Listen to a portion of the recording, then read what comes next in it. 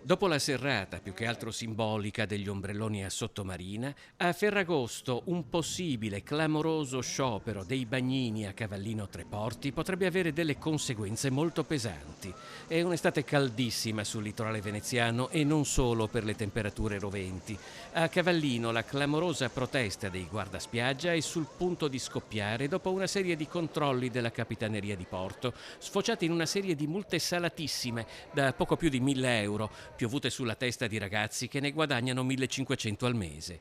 William della Francesca gestisce una società di salvataggio con circa 200 bagnini, soprattutto tra Jesolo e Cavallino Treporti. I ragazzi stanno ipotizzando uno sciopero per Ferragosto, tutti i ragazzi della spiaggia qui, e noi purtroppo siamo, se non solidali, comunque comprendiamo in pieno il disagio, perché il problema è molto serio, cioè i ragazzi vengono specialmente, o meglio quasi tutti da fuori per lavorare e si mangiano, come giustamente ha detto, 2/3 dello stipendio in caso di una sanzione che può essere anche per cose molto, non dico banali, ma magari veniali.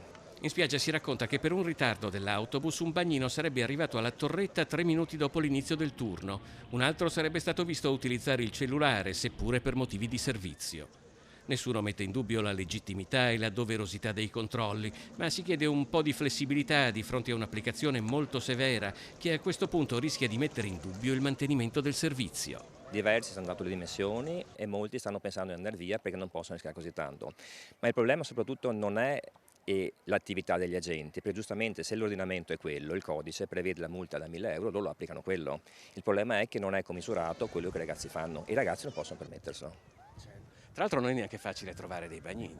È un disastro. Allora, mancano in Veneto 140.000 collaboratori del turismo, una buona parte sono bagnini, per cui se dovessero andare via, e alcuni minacciano di andare via perché se questa è la situazione manca ancora un mese di stagione, non ci sarebbe ricambio, che vuol dire le spiagge non sarebbero sicure, quindi sarebbe un problema molto grosso di sicurezza. Perché a quel punto bisognerebbe chiudere.